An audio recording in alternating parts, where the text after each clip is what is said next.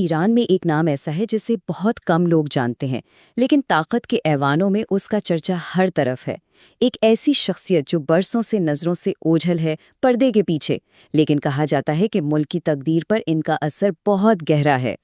تو سوال یہ اٹھتا ہے کہ آخر مجتبیٰ خامنائی ہیں کون؟ ایران کے سپریم لیڈر کے بیٹے، لیکن پھر بھی دنیا کے لیے ایک معمہ۔ ایک بات تو طے ہے، دنیا بھر کی خفیہ ایجنسیاں اور بڑی طاقتیں انہیں بہت غور سے دیکھ رہی ہیں۔ اچھا، ان کو سمجھنے کے لیے سب سے پہلے ان کا اور ان کے والد کا فرق دیکھنا ہوگا۔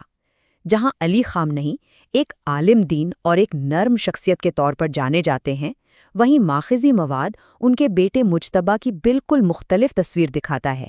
ایک جنگجو، ایک فوجی، ایک طاقتور شخصیت۔ اور یہ فرق ایران جیسی جگہ پر بہت معنی رکھتا ہے، جہاں فوج کو ایک خاص مقام حاصل ہے۔ تو ان کی کہانی شروع کہاں سے ہوتی ہے؟ جنگ سے۔ مجتبیٰ کی شخصیت جنگ کی آگ میں تپ کر بنی، اور ان کی جوانی کے سالوں پر لڑائی کے گہرے نشان ہیں۔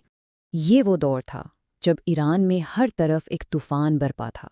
1979 کا انقلاب، پھر 1980 میں عراق کے ساتھ ایک لمبی اور تباہ کن جنگ۔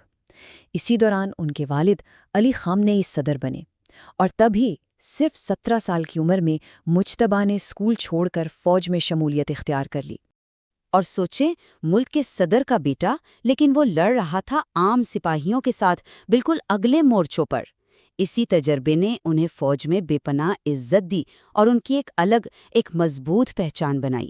یہیں سے ان کی جنگجو والی شبیہہ کی بنیاد پڑی۔ جنگ تو ختم ہوئی، لیکن پھر ایران کی سیاست میں ایک بہت بڑی تبدیلی آئی، ایک ایسی تبدیلی جس نے مجتبیٰ کو صدر کے بیٹے سے سپریم لیڈر کا بیٹا بنا دیا۔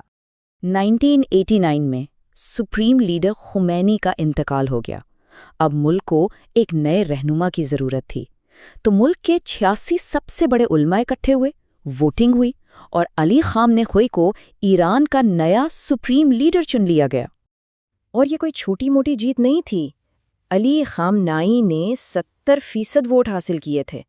اس کا مطلب تھا کہ ان کا اختیار اب ملک میں ہر کوئی مانتا تھا، اور ان کی پوزیشن بہت مضبوط ہو گئی تھی۔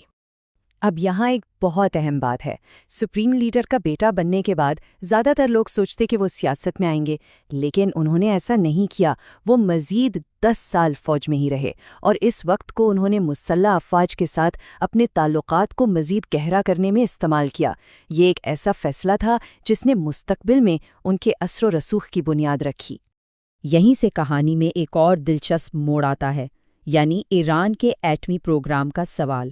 اور یہ ایک ایسا معاملہ تھا جس پر ایران کی اپنی قیادت میں ہی گہرے اختلافات تھے۔ سپریم لیڈر علی خامنئی کا موقف تو بالکل صاف تھا۔ انہوں نے باقاعدہ ایک فتویٰ جاری کیا کہ ایٹم بم بنانا اسلام میں حرام ہے، یعنی اس کی کوئی گنجائش نہیں۔ لیکن رپورٹس یہ بتاتی ہیں کہ ان کا اپنا بیٹا مجتبیٰ اس سے شاید متفق نہیں تھا۔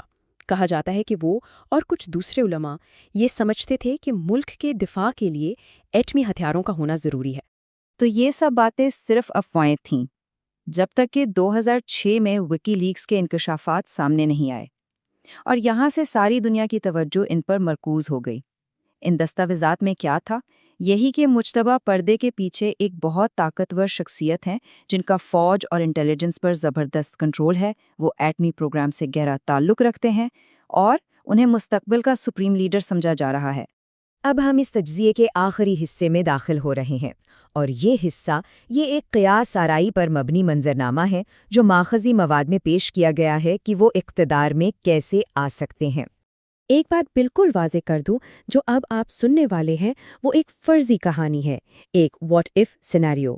یہ حقیقت میں نہیں ہوا، بلکہ یہ صرف ایک امکان ہے جو ماخذی مواد میں دکھایا گیا ہے۔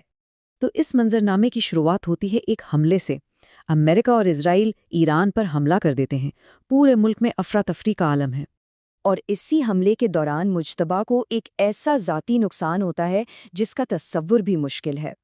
اس فرضی کہانی کے مطابق وہ اپنے والد، والدہ، بیوی اور بیٹے، یعنی اپنے خاندان کی 3 نسلوں کو ایک ہی دن میں کھو دیتے ہیں۔ اب اس تباہی اور قیادت کے خلا کے بیچ میں اس سینیریو کے مطابق ایران کے لوگ کس کی طرف دیکھیں گے؟ وہ ایک ایسے لیڈر کی طرف دیکھیں گے جو اس بحران میں ملک کو سنبھال سکے، اور وہ لیڈر ہیں مجتبی خامنئی۔ اور اس فرضی کہانی کا اختتام یوں ہوتا ہے کہ وہی 88 علماء کی کونسل ایک بار پھر بیٹھتی ہے اور تمام تر امریکی دھمکیوں کو نظر انداز کرتے ہوئے وہ مجتبی خامنئی کو ایران کا نیا سپریم لیڈر منتخب کر لیتی ہے۔ تو آخر میں سوال یہی رہ جاتا ہے کہ اگر یہ جنگجو شخصیت جس نے جنگ کے میدان میں وقت گزارا ہے اقتدار میں آ گئی تو پھر کیا ہوگا؟ ایران کا مستقبل اور دنیا کا مستقبل کیسا ہوگا؟ اس کا جواب تو شاید آنے والا وقت ہی دے گا۔